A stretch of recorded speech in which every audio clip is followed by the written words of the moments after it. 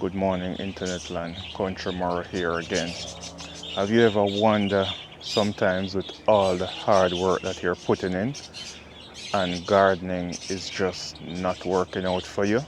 Well, today we're going to be diving into an age-old secret, planting by the natural rhythm of the sun, moon, and the stars, not by man-made season.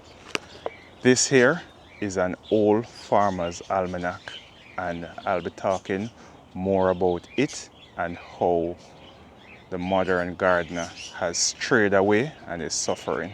We have been trained as gardeners and some farmers that seasons begin on fixed dates. For example, they told us that spring begins on March 20th and summer starts on June 21st. Do you really believe that? Do you think all these plants around us are set on these fixed dates to grow or to produce? I don't believe a thing they're saying. Mother Nature does not follow or live by our rule. She lives by celestial timing, the positioning of the sun, the pull of the moon, and the pattern of the stars. That's how nature works. It's very hot over in the vegetable garden, so I'm just taking this discussion over to my botanical garden. This book that I have here, The Farmer's Almanac, if you should get yourself one and you should follow it correctly, it tells you that there are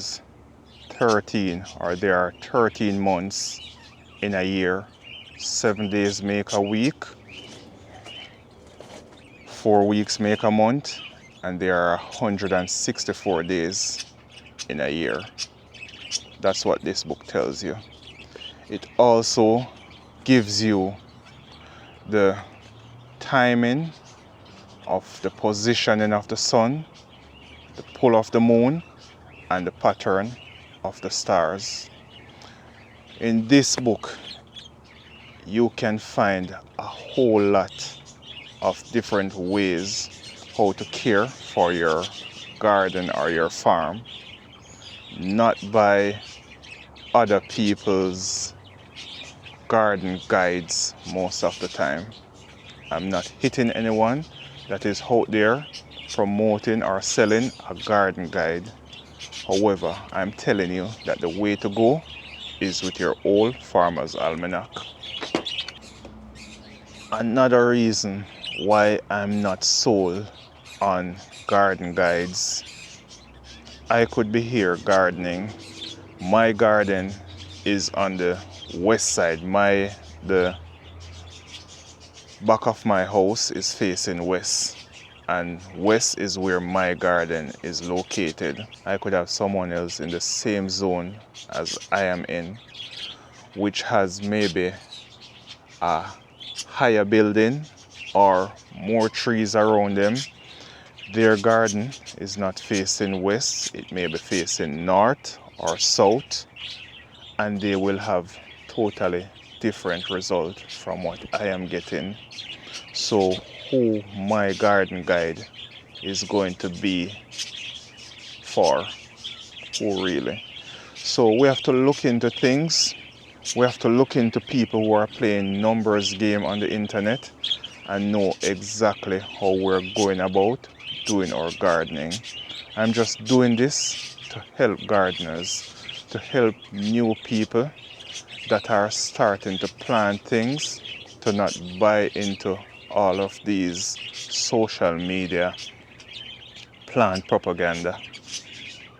Let's just keep it safe, be honest with people, show them the right thing, tell them the right thing.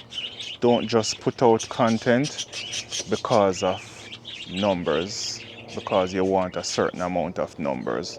Come out, be honest to the gardeners, be honest to the farmers.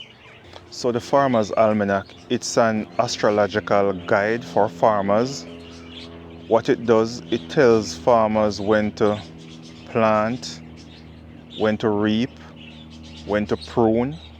It gives you all of these guides.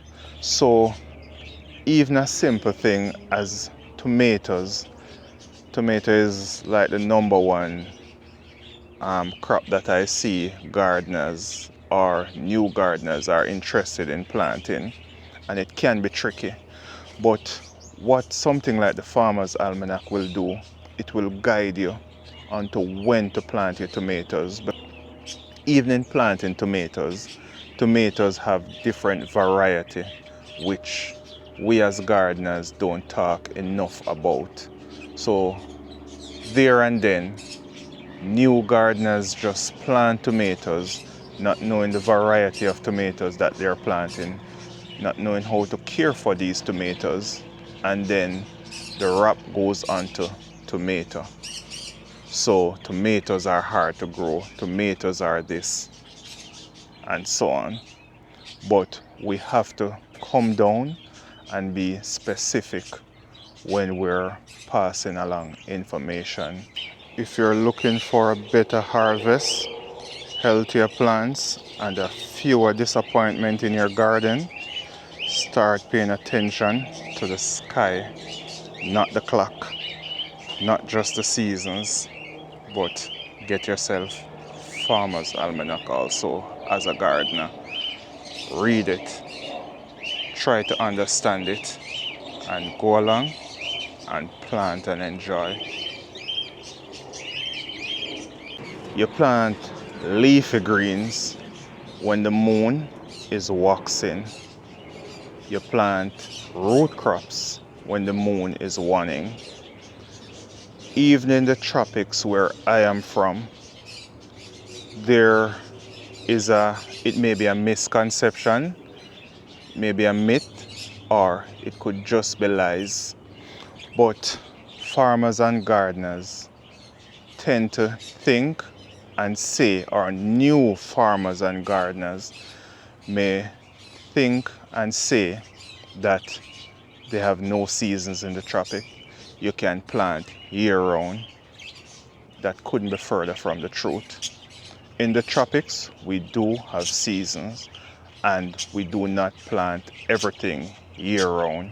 That is why we have harvesting season for mangoes, breadfruits. We have seasons for a whole lot of things. Corn, we have corn seasons in the tropics. We normally plant corn in October, and old timers would call that Christmas corn because you plant that in October and it will come in for December. That is when they're normally selling these corns to have party in our festive seasons back in the Caribbean. We also go again and we plant a next crop of corn in January to find another harvesting season, which would be in April for our Easter season. So we do have seasons in the tropics. Things die back in the tropics. The seasons may not or might not be as harsh as the seasons in North America or other places across the world. But the tropics do have seasons. The subtropics do have seasons. Everywhere on the face of this planet that you find plants and animals have a season. The moon controls tides and it affects groundwater too. So when the moon is growing full, it pulls moisture to the earth's surface. But I know that gardeners are going to argue with me now and say, but they are not planting in the ground. They are doing raised bed or container gardening. Did you also know that the moon affects how worms and other insects go about at nights? Well, you're not going to get away from Mother Nature this time. Hence, in places like the Caribbean, where we used to grow sugarcane a whole lot, on a full moon, if you start cutting your sugarcane fields, you won't get any worm damage. But if you start cutting your sugarcane field on a dark night or a quarter moon, there and then you'll start getting worm damage in your sugarcane field, and you'll only have a small period in which you can cut sugarcane certain times of the year, and that has been proven for centuries. Most gardeners use man-made seasons to plant, but how often do you plant in early spring to get hit with a late frost? It happens every time, all the time, because most of us are just going by man-made seasons. So in saying that, that is why old-timers trusted the natural calendar. It's not about what the clock says, it's about what the sky show. Also, each moon cycle has 4 phases, starting with the new moon. Period from one new moon to the next is 28 days, not 29 and a half days as you hear people telling you, because the earth only does full rotation. The earth doesn't have half a rotation. The first quarter is the most fertile time. So during first quarter, it is the most fertile time of the moon cycle.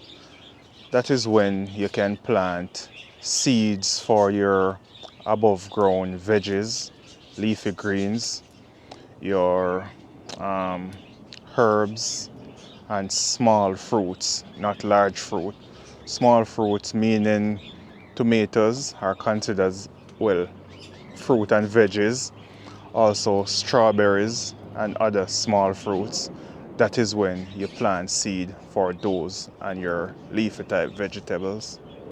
So the full moon would be a second phase, and 2 days before the full moon, or 2 days after the full moon, excuse me, or 2 days before the full moon, leading up 2 days after the full moon, it is the best time for you to harvest your veggies and also your root crop, because there and then is when the moon is pulling a lot of moisture to the earth's surface, and those plants will be much greener and have more juices in them.